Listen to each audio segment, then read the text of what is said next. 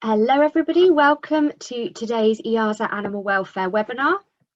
I would like to say a big thank you to the International Fund for Animal Welfare, IFAW, for sponsoring today's webinar to ensure that it is open access for all. My name's Sally Binding and I'm the EAZA Animal Welfare Coordinator, and I'd like to introduce you to my colleague, Sandrine Camus, who is the EAZA Communications Officer, and she'll be behind the scenes today and on chat helping with any technical issues. So please do look her up on chat if you are having any problems. Please do also use the chat function to pose any questions for our speaker today. I'll be collating the questions as we go along, and then we will have a Q&A session at the end, and I will try my best to ensure that I ask as many of you as possible to pose your questions then to our speaker today, but do keep them coming on the chat and I will contact you in there. The session today will be recorded and it will be available for you to download and share via our EAZA YouTube channel, and it'll also be accessible via our EAZA website page on the animal welfare section, and there you'll also find previous recordings of all our previous webinars. Again, they're all free to download, so please do take advantage of that. On the website page as well, you'll also find an animal welfare assessment library, which I would encourage you to have a look at. These are assessment templates and resources that have kindly been shared with us from their authors and the institutions. And again, they are all free for you to download and use in your own institution. So with no further ado, I would like to introduce you today to our speaker, Dr. Isabella Clegg from Animal Welfare Expertise. Isabella is an animal welfare scientist specialising in marine mammal science, her PhD being on developing animal welfare parameters for bottlenose dolphins. So many of you may be familiar with her work. After her PhD, she wanted to bridge the gap between research and application, and therefore she established Animal Welfare Expertise, which is a welfare consultancy specialising in animal-based scientific animal welfare assessments, including the Seawall Assessment for dolphins, which I'm sure many of you will have heard of. She works with animal welfare across the world within animal welfare facilities, the travel industry, NGOs, governments and conservation projects. So a really big thank you today to Isabella for joining us. It's our honour that you're here to share your expertise and your time with us, and I give the floor to you. Thank you very much. Thank you so much, Sally. That's really kind of you guys to have me here, and I'm really excited to talk about this, and obviously to hear just another reminder about how many free resources you guys have on your EAZA platform. Hoping to bring them into this discussion as well about sort of forming a welfare policy in zoos. So we'll get going. So yeah, I'm going to talk today about how to take your zoo welfare program to the next level. And using a couple of examples in it, the Seawall dolphin assessment, but just as an example of a species-specific tool, and also AnimalCare Software's cloud-based welfare platform. But it'll stay very general, so yeah, it's not, you know, if you're not interested in dolphins, that's absolutely fine, and this will definitely apply to species. So I'm going to start by talking about zoo welfare and the progress that's been made, and then also talk about the gaps that still exist, because they're kind of important in understanding how a zoo welfare policy, how far-reaching it can be, and its sort of limits. And then the second part, I'm going to talk about the Seawall assessment for dolphins, how it might be applied, and a case study with Colmarden Zoo. The third part will be about digital record keeping and animal care software as a sort of example also of the power of big data, and how I think, and there's a few other people working towards this, that this is going to be a really big element of any zoo welfare program in the future, is being able to harness and capture all that data digitally. And then of course questions, and I'm looking very much forward to any of your guys' questions. So animal welfare and welfare science, it's progressed from farm to lab and companion and to zoo animals now, which is great news. The aim is to objectively measure the holistic concept of welfare.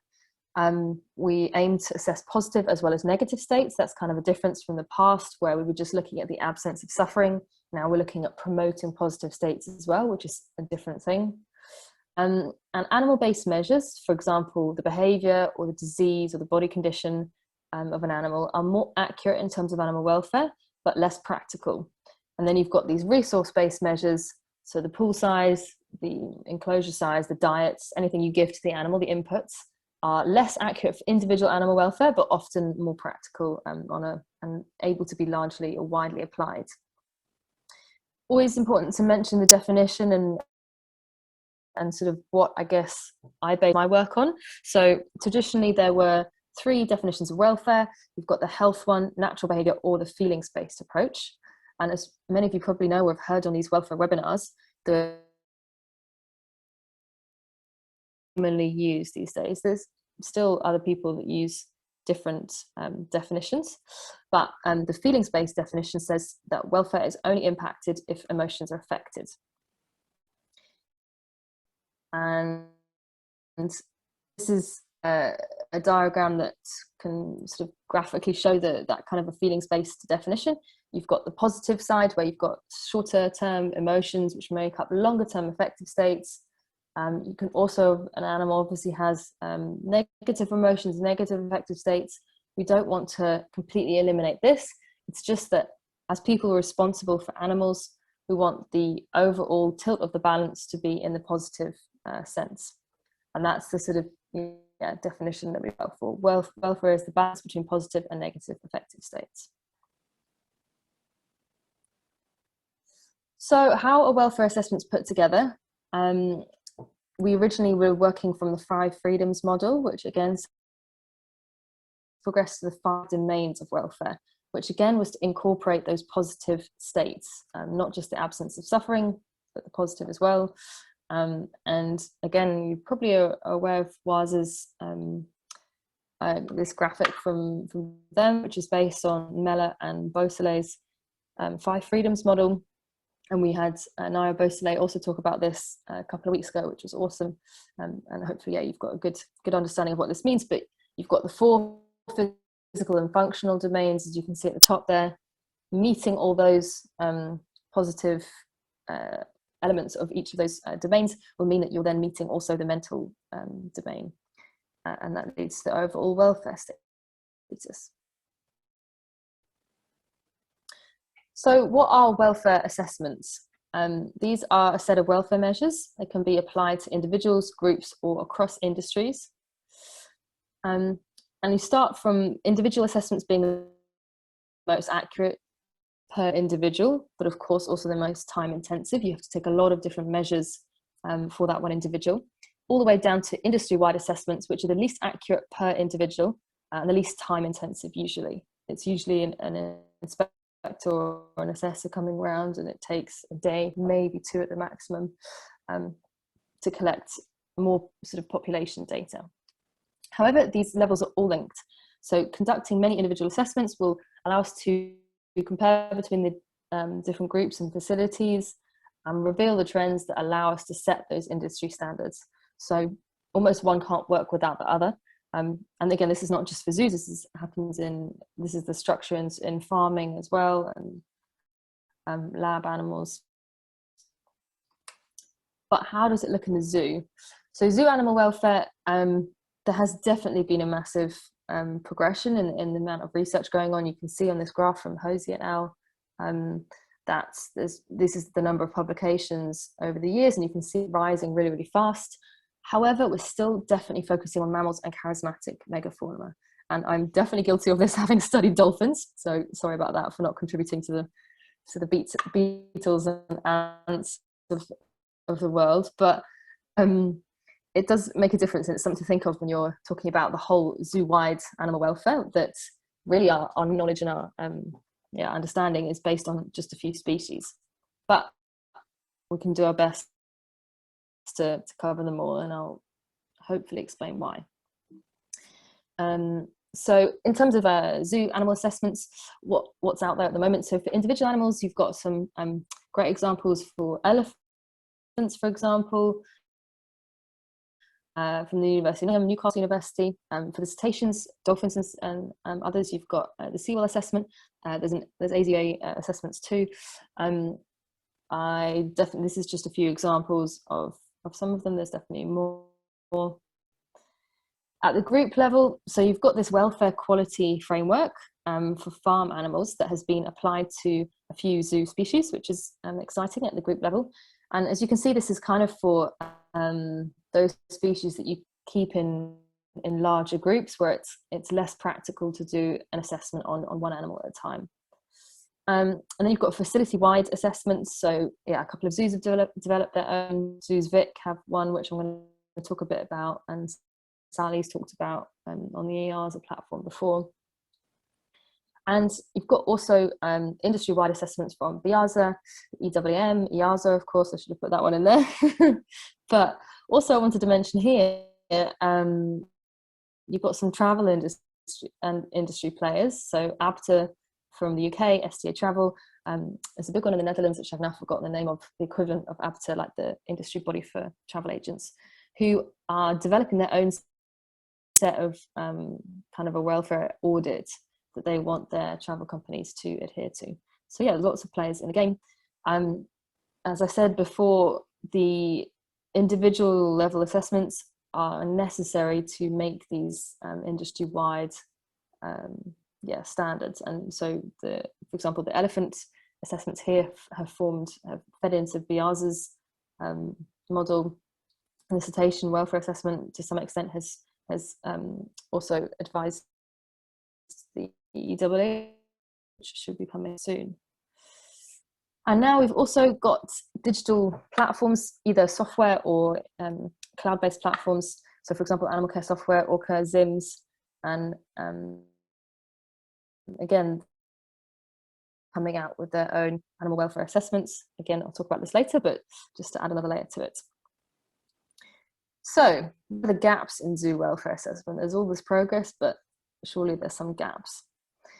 As I said, there's many species at the zoo, and we're definitely still lacking welfare research on the vast majority of them, especially non-charismatics and non-mammal species. There's also the problem that resource-based measures aren't accurate for individual welfare, as I was saying. So they, for example, stereotypic behavior, a resource-based assessment isn't great at picking it up or providing information on how to improve them. And that's often what lots of zoos are looking for, is sort of detailed information on what the behavior is or the problem is, and how to treat it. And lastly, the animal-based assessments take a lot of time and money. It's all very well saying you want to treat a stereotypic problem by doing a species-specific assessment, but that's, it takes a lot of time and expertise, and some zoos don't have that. So in this presentation here, I want to try and address these three problems: the problems of lack of welfare research, problems that animal-based assessments take time and money. So for this first problem, there's so many species at the zoo. I want to kind of zoom out a bit and look at zoo animal welfare policy to see how we're treating all animals at the zoo. So these days, in modern zoos, animal welfare should definitely be in the mission statement, since it's becoming it's a non-negotiable for the public. While zoos conservation and education work are super important, this can't come at a cost to animal welfare. There's loads of surveys showing that this isn't what the public agree with. So public knows that, zoos themselves want to promote animal welfare, and it should be reflected in the mission statement. The layer after that is having a welfare policy or charter, and here you can outline how they define welfare, how they measure it, how they improve it. It also can they can detail here what species they consider. This sounds obvious. You might say, okay, all species in the zoo, but you've also got sometimes prey species, so maybe invertebrates for some of the animals. Are they covered in your welfare policy? Or even species that humans consume in the park, so meat and dairy or whatever. Did you then consider the welfare also of those animals too? So it sounds tricky, but I think it's an important thing for zoos to think about, and there's not a perfect position for anyone, but at least to think about and detail in a statement. And then lastly, most zoos have an animal welfare committee, so that oversees the implementation of that policy or position statement, It usually involves external welfare or species expert, which is just provides another set of eyes on any welfare problems, but also it sort of leads to some level of accountability. It's not just the zookeepers themselves talking about you know, problems that might be being swept under the rug or whatever. You know, if there's someone external in the room, that they have to really explain it and show what they're doing and everything. And yeah, they sometimes also look at research projects and the welfare aspects of that. So again, back to that problem of having too many animals to focus on at once. You need an evidence-based approach to know which species to prioritize, which species might have the welfare issues, and what understanding is out there for all those species. So a way to tackle this is welfare risk assessments. So as I was defining at the beginning, welfare assessments are these groups of measures, and risk assessments take it a step back and kind of look at very general questions of a species or individuals are having their needs met in captivity. So not looking at those really fine-tuned behaviors of each individual, but broadly looking at those 5 domains and whether the zoo is meeting them. So there's several published models, but I definitely want to highlight Sally Sherwin's one from Zoos Victoria. There's also one by Ron Kagan, and I'm sure there's other risk assessment ones on the EAZA. So again, the great thing is this is a collaboration with Zoos Bix, but it's based on the 5 domains, which is Nai Beausoleil and David Miller, again, who you've Nai Beausoleil, who you've heard from, and yeah, they made this risk assessment, which they published. This is all again freely available, and if you look through the questions, you won't be able to read them here, but in your own time, they really, if you apply this to all species at the zoo, which in Zoos Vic, and they have done for years and years, you get a better idea of where your welfare problems might lie, where to allocate your budget, combine that with the staff you have in the different sections, and you can track also your progress. So it's the very like big picture first look at a zoo collection about, are you meeting their needs or not? Kind of going back to that idea of avoiding suffering versus providing positive. We're just looking here at are we avoiding the negative states with this risk assessment? And obviously, if you are, then that's time to look closer. So yeah, say you've done one of those risk assessments, and for example, you've got these high-risk animals, a selection here. The question then, and I'm going to choose a dolphin, leads on to my next part. It could be any animal. The next part of the process for a zoo could be how to follow up with that information. Say you've got the dolphins who are experiencing maybe risks to welfare. What do we do next? So consider maybe a follow-up welfare assessment to further understand the problem. And the questions here that will guide which assessment or which method you use is it one animal or does it look like the whole group of them? How serious is the problem that's been identified? How much welfare research is available? What resources are available? And there's 3 sort of main types of follow-up assessment, which I just want to quickly mention. So you could do a keeper assessment or caretaker assessment, where the caretakers themselves, especially if they've got a bit of scientific background, they design some welfare measures or behavioural observations and spend some time watching the animals. The advantage is that they know the animals best. It's less, although it still takes a lot of time. But the disadvantage is they sometimes know the animals too well, so it could be biased. And also there might be less scientific expertise. You could also get a student to do a project on these animals. Add some scientific skills, relatively cheap, you could publish from it. The disadvantage is they may not know the species very well. They have to get to know the whole zoo in the context. There's also some, I guess, transparency issue come from a welfare problem and publishing, but that's slightly to the side. And then a third option is to get a third-party assessment. So again, get someone like that, have that external eye in. Hopefully you can get an expert in the species.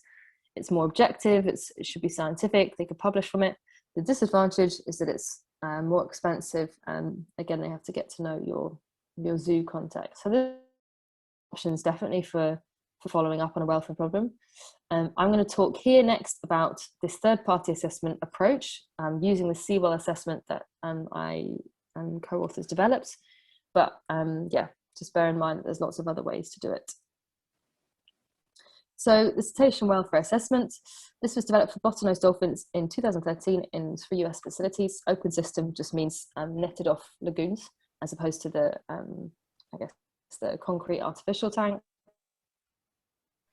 So there's 36 measures in total. 21 or 58% of these are animal-based, and they cover all aspects of the individual's life, so based on 5 domains. This was how it was developed. Isabella? Yeah, you're interested to know what the process is for what other species might have to go through. Yeah. Apologies for interrupting. Would you mind just turning your video off so the sound is a little bit smoother? It's breaking a little bit. Yeah, of course. Sorry, guys. That's all right, thank you. I thought that might happen. Hopefully that's better. If at the end there was bits that you missed, just give me a shout and I can go back to the slides, or we'll go through it again. So yeah, this is the way that the Seawall was developed. Basically getting a load of expert opinion, trying lots of iterations of the assessments, and then applying it into the dolphins. It can be conducted on 10 dolphins in 2 days, so quite time intensive, as I was mentioning. And then it's got this bottom up structure. I'm not quite sure why there's that sign there, sorry. But yeah, you can see on the right here, these are the 36 species specific measures, the 11 criteria, and the 4 principles which are related to the 5 domains. And if you look at, I've just put in some examples here of the measures. You can obviously see that these are very species specific. So that one's looking at rate marks, which the marks left by dolphins when they socially interact. That's looking at eye health or eye condition. So yeah, this is, when you compare this to, that top level risk assessment, which is just asking very basic questions about whether you're meeting overall needs, this is very detailed. But if you've identified a welfare problem, you can imagine taking all this data on each individual over a couple of days will give you a lot more information about the problem. So what are some use cases of the Seawall assessment that I've experienced, I guess, because since developing it for my master's and PhD, I've been applying it now in dolphin facilities around the world. So one of the big ones is to address specific welfare problems. For example, a frustration-related behavior in some dolphins, where by applying the Seawall assessment, we were able to link different measures, so it's the behavioural measures, to providing to the dolphins, which then allowed us to, I guess, identify some potential solutions. Not all of them worked, but a couple of them did, and the behaviour reduced in frequency. So that was definitely a win.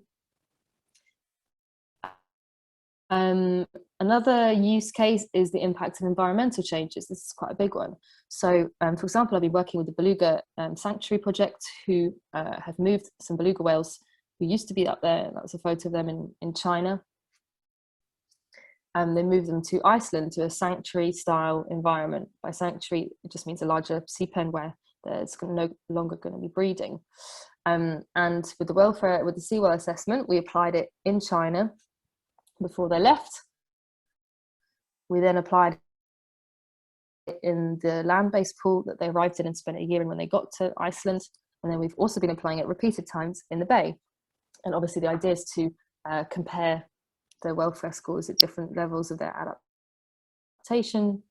And it's crucial to have a measure of success for these kind of projects. Also, this can be, of course, an environment change within a zoo. If a zoo makes a massive, new updated enclosure for an animal, you want to know whether it's actually resulted in better welfare or not. And the last kind of use case is objective data on welfare for the staff and directors. So I'll talk about this a bit more in the next couple of slides, but with Kolmarden, one of the big outcomes was that the staff who previously had their kind of own preconceptions about welfare and which animals were in good welfare or less good welfare. It helped them understand how to measure welfare objectively, why, exactly what some of the behaviours meant in terms of welfare, and also helped them talk to their guests, help the directors understand welfare states. So that was, I guess, a good outcome for that. So Colmarden very kindly allowed me to share the results from the Seawall assessment. So all the dolphins there were in good to excellent welfare. It was, to be honest, one of the best results I've seen from the Seawall assessment. And here were their results. So this is their group. They had 11 dolphins that were all together. On the right there, you can see there's 3 animals that are slightly separated, this because they're calves of under 1 year. So the Seawall data is still relevant for them, but because they're calves and they always are staying with their mum, they also still drinking milk, so not getting any sort of, these ones weren't having full diets of fish yet. It's harder to apply those Seawall measures. So we did the assessment, but just to bear in mind that they're young calves. And yeah, so this was the line that sort of demarked between good and excellent welfare from the percentiles of the different scores, but just to say that they were all around the sort of upper end of the welfare scale. But it's interesting to look at the comparison within the group. So a couple of the ones down at the lower end, Luna, so her lower scores were for health issues. So she had skin problems and she was coughing a bit, although these were long-term issues and weren't sort of acute or didn't seem to be bothering her. But Lyra was slightly different. She had a slightly lower body condition. She also came up a bit dehydrated, and she was less affiliative with the other dolphins and not always approaching trainers in that human-animal bond test that we did, where we see how the dolphins react to trainers outside of sessions. She was always a bit distant. So all of those put together, again, with welfare, it's never useful to just look at one measure. It kind of made sense for her, and there were some management changes that were then put in place. And as far as I've heard afterwards, she's doing better, which is great. Another big outcome from Colmarden was anticipatory behavior. So this is where the dolphins kind of know what time the session, or they can predict what time the training session or the feeding session is going to start, and they spend their time surface looking. So they just look outside the pool and are waiting around for it. This, of course, is fine to a certain extent. It means that they're looking forward to the session, but we don't want them to be spending their whole time doing this, because that indicates that they're not very engaged by the rest of their environment. They're just fixated on that feeding time. And there was a couple of dolphins as well that were spending, the average was 12.6 in the 15 minutes before sessions % of their time. But a few of them spent much more time anticipating. And from another study that I conducted, we found around above 20% of anticipatory behavior could indicate pessimism, i.e. poorer welfare in dolphins. So again, there was a couple here that it was a little bit of a flag that they could be experiencing lower welfare states. And again, these were actually the ones that also had the lowest welfare scores, which supports the use of anticipatory behavior as a welfare indicator. Again, and I probably should have said this earlier, the Seawall assessment and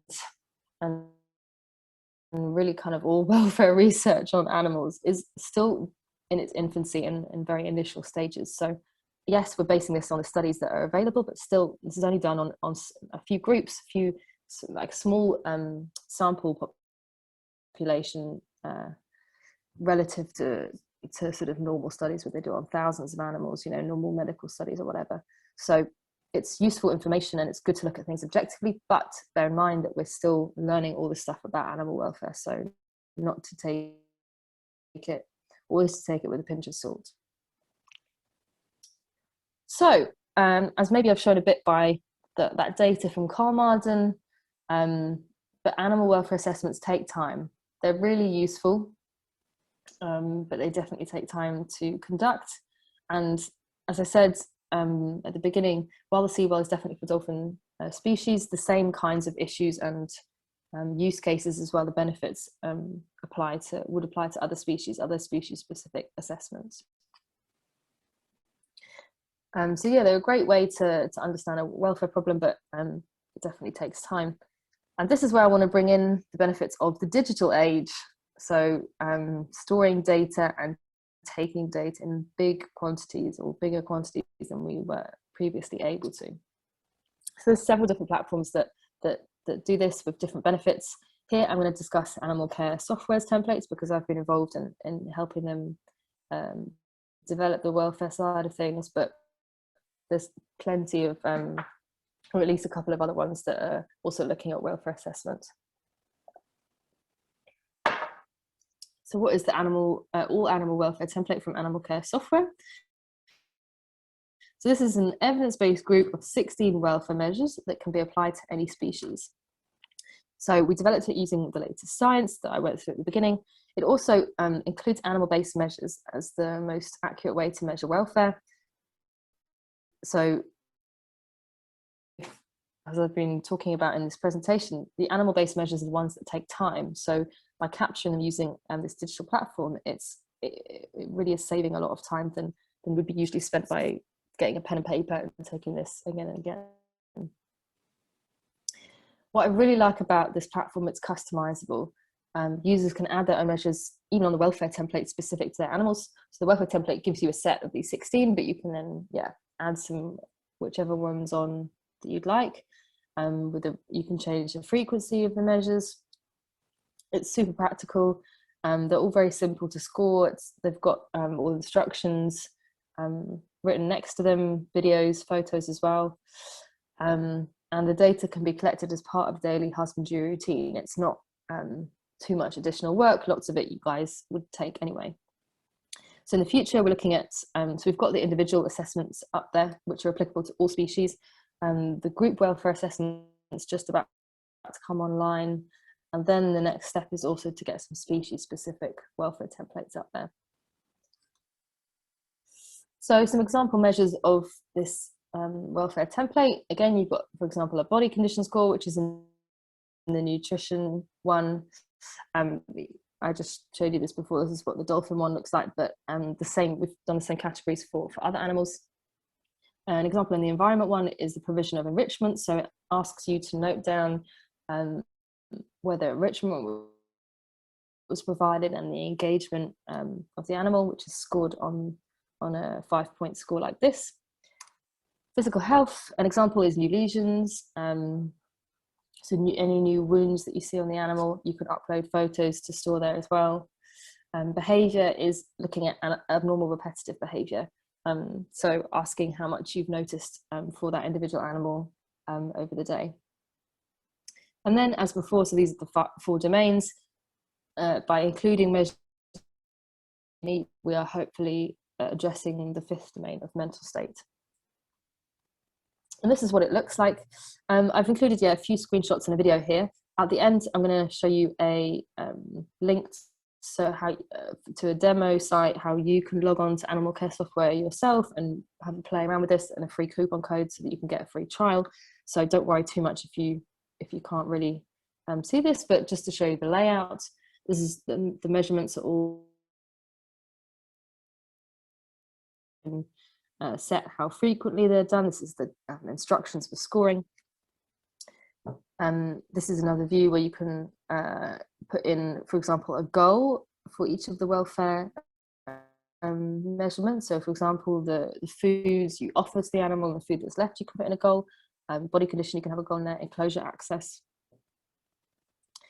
And then once you've done that, if you put in a value that's below the goal, it'll come up with a little warning sign. And this is where I think it gets really interesting, is when you can start looking at the display of all the results. So this is just for one animal and the different welfare measures shown. New lesions. Down here is the time period, which is really easy to toggle left and right.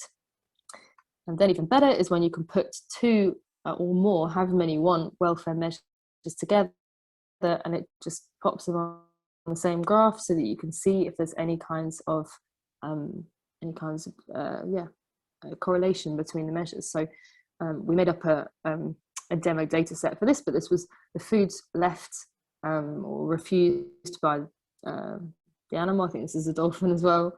And the green is training participation. So you can see that when we put in that when he leaves a lot of food, that his training participation is a lot decreased. And again, just imagine if you can then add enrichment engagement or visitor density or all these other things, and your own measures, of course, it's customizable. And then there's just a quick video that will show you this in real time. So it's that compare function of the platform. And yeah, you can also put 2 animals on at the same time. So you could pick one welfare measure, for example, enrichment engagement, like they're about to do, for 2 animals. So that's really interesting. But then put on another welfare measure and see immediately how it all links together.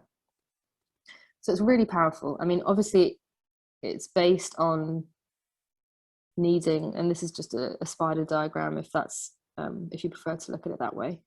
There's sort of different ways of visualizing the data.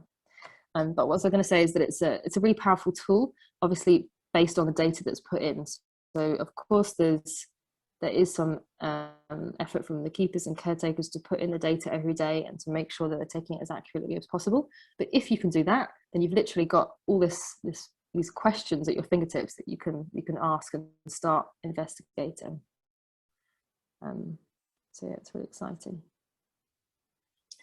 It's far less subjective. Even that simple step of moving away from writing notes to using scores or even hashtags, like making sure that everyone's using the same types of words in their notes. In this platform, you can then go search for the different words to see how many times they've come up. Again, it's all about standardization, trying to get everyone writing and recording stuff the same way. And I think I love it because it puts, like I was just saying, the power back in the hands of the keepers. They can be the ones to evaluate the welfare every day, and obviously long-term trends become visible. And that's the key thing for welfare, and something that even an external inspector, whoever comes in, that's really hard for them to ever understand is long-term trends. But yeah, with this kind of data or record keeping, that's what you can have access to. And I'm thinking, someday in the future that's also what zoo inspectors, sort of legislators will use, because that will be the most valuable data. Definitely saves time, gets you away from paper and Excel. You can upload, you can use it the same place, all your photos, videos, medical report. I think better team communication is a big plus as well. You can send a message on the platform, as you can with other platforms too, to the vet team, or show them a photo by that, or they can look at welfare data. They can immediately look at behavioural data, as opposed to you having to go and find it from a cupboard and enter it all into the computer. They can make an assessment, on the spot using past behaviour data, which is awesome. And also, it's really, really important for welfare research. So the fact that it's very simple and takes as much raw data from the keepers as possible. This platform doesn't do any complicated calculations with it, or even do too many total scores. It just processes the data that you've put in and spits it out again. It's going to be really, really helpful for welfare research on all these different species. Again, collecting baselines over time in relation to the different resources that we're providing to the animals. So what are the take-home messages? Definitely zoo welfare science has made some great progress. However, there's definitely gaps, especially for non-mammal species, non-charismatics, to address specific welfare problems. So there's a load of different tools that zoos can employ to cover all animal welfare needs, starting with those risk assessments, like I was saying, to identify the sort of priority areas. Then you can use species-specific assessments, such as the Seawall, but there's definitely those available for other species too, to allow issues to be treated, environmental change to be monitored. And then lastly, you've got digital platforms coming in, such as AnimalCare Software's templates that provide ready-made welfare assessments that will save keepers time. It's allowing this long-term welfare assessment and can contribute to welfare research. So definitely a win-win. And yeah, thanks so much for being here. Really appreciate it. From my side, there's my details. Definitely email me with any questions if you can't ask them here, or get in touch to talk about welfare assessments at your zoo. Dave, who's the president of AnimalCare Software, is really keen to show anyone who'd like to round the platform. You can log in using these details, or you can sign up for a free trial. I believe it's, well, he was offering 6 months free trial, so maybe just get in touch with him to ask him. But here's the coupon, 2021 EAZA for free. And yeah, I think you'll get a better idea of what it's all about once you get on there yourself.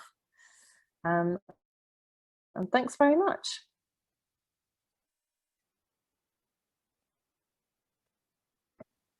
Thank you very much, Isabella. That was fantastic. Thank you very, very much. Do you want to put your camera on again, Isabella, and we'll see if we can do it for the Q&A.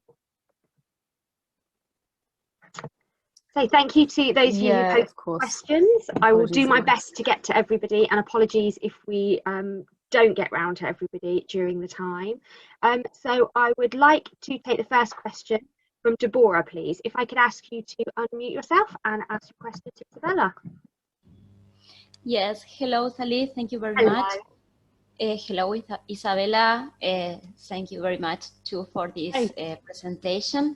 I'd like to know regarding behavioral assessment, how long and how often do you conduct observations?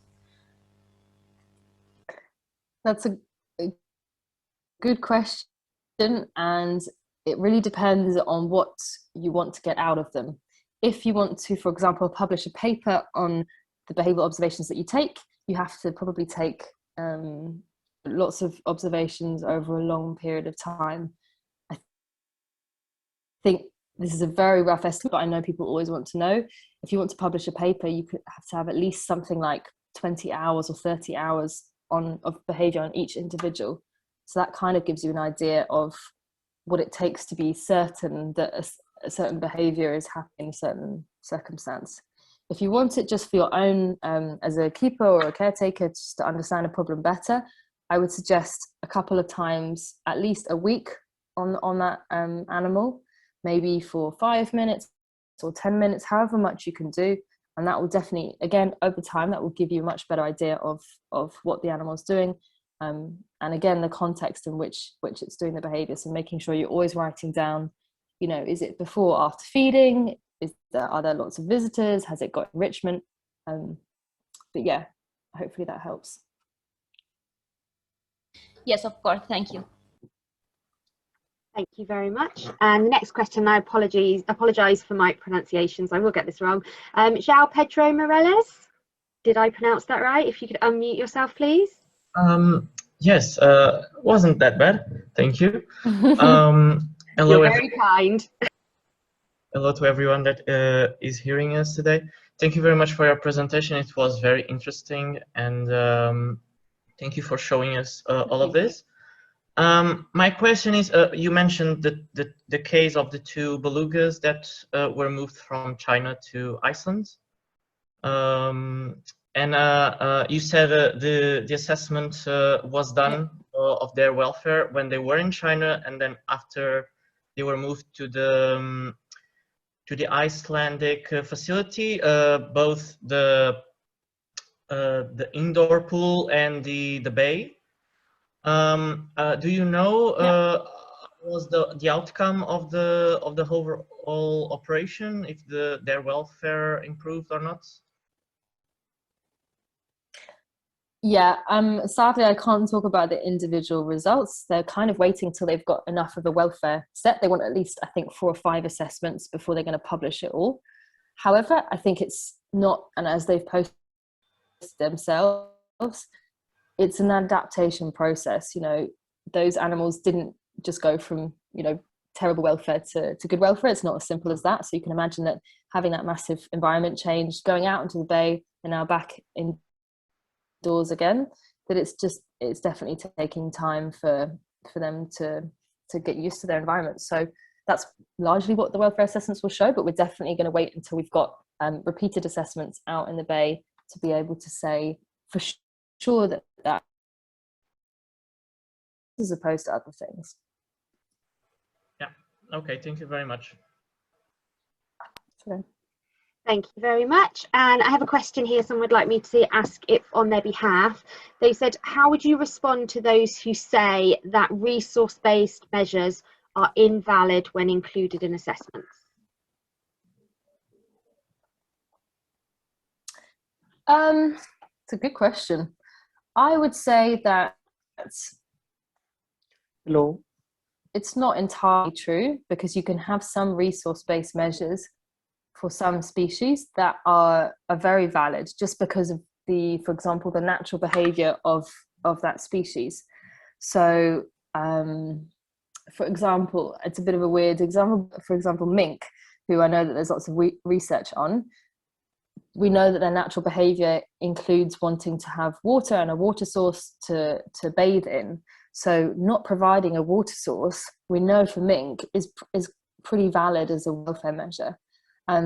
So I'd say that we can only use resource-based measures as welfare measures when there's a load of research behind it. And there's so much for mink because they're farmed for their fur, and George Mason and lots of other researchers have spent years and years researching them, testing loads of different ones in different situations, which sadly, of course, is not the case for zoo animals.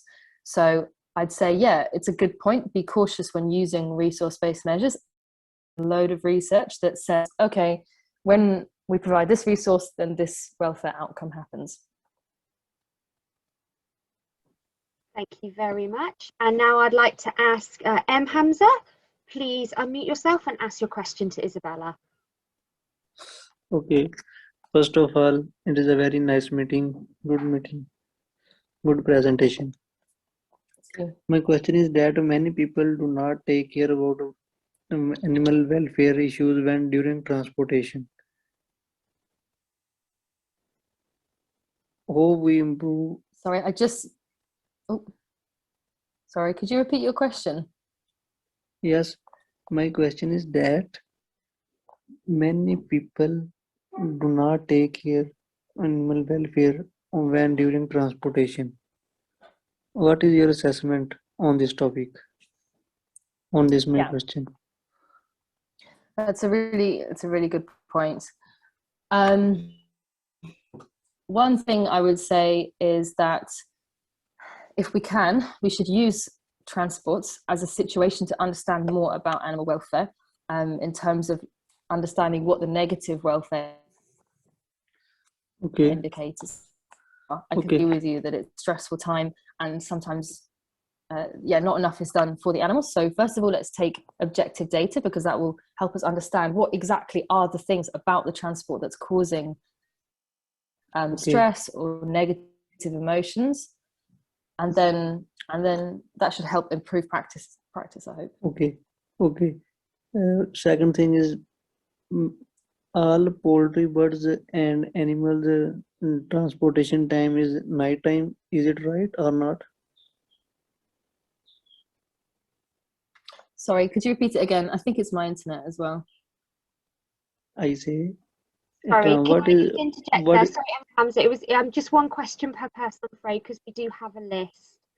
So what is the transportation time? So it's just the transportation question. Okay. If you could send me an email and I'll get back. I say transportation time. Night time is good. Later night or morning time.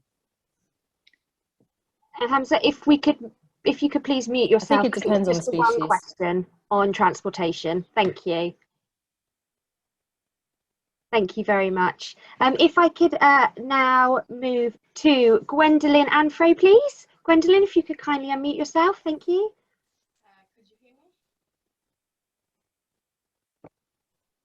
Do we have Gwendolyn still? Do you hear me or not?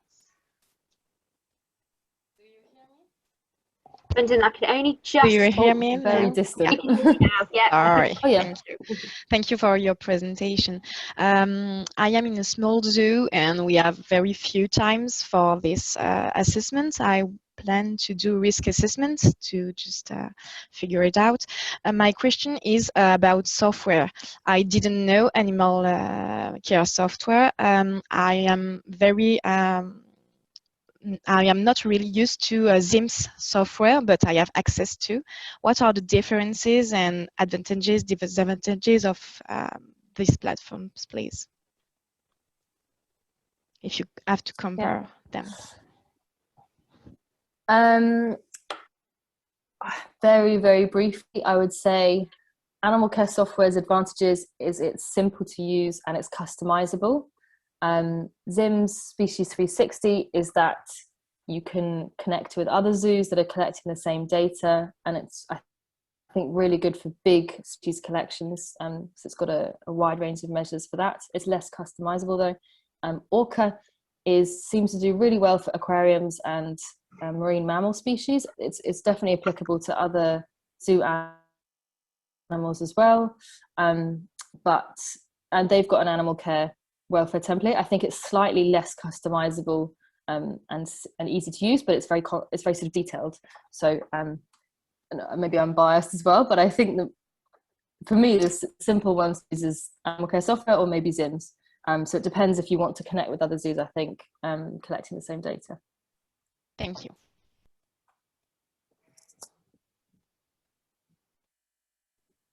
Thank you very much. Thank you. And we have a question that I'm going to ask on their behalf.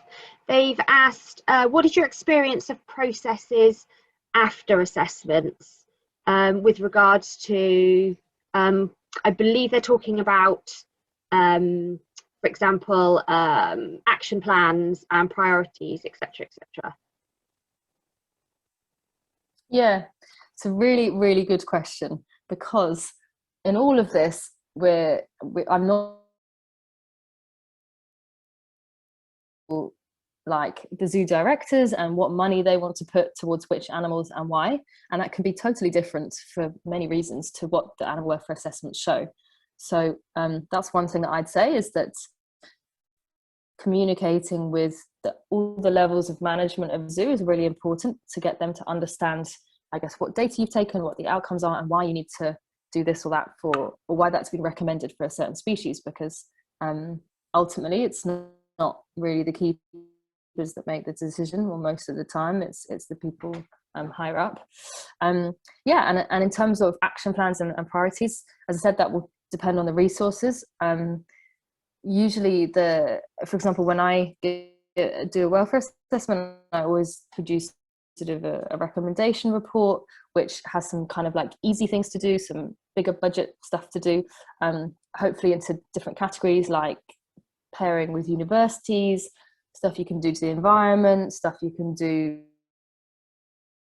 So I think trying to keep an open mind so that you can find solutions that work for each zoo and each department at that time. Having some short-term goals and long-term goals is really important too. Thank you very much, Isabella. And we will close the webinar there. Thank you very much, Isabella, for your time. And that was really interesting. Lots of great comments coming up in the chat. So thank you very, very much. Thank you to everybody for joining us today. You will see that our next webinar is open for registrations. Please do join us again. Don't forget to check out our EAZA Facebook pages on the EAZA Mainstream and EAZA Animal Welfare. And please also check out our website for the EAZA Animal Welfare Forum 2022, the Animal Welfare Assessments Library, and the previous webinar recordings. So thank you very much to all of you for your time, and particularly to Dr. Isabella Clegg for joining us. Thank you very much. Goodbye.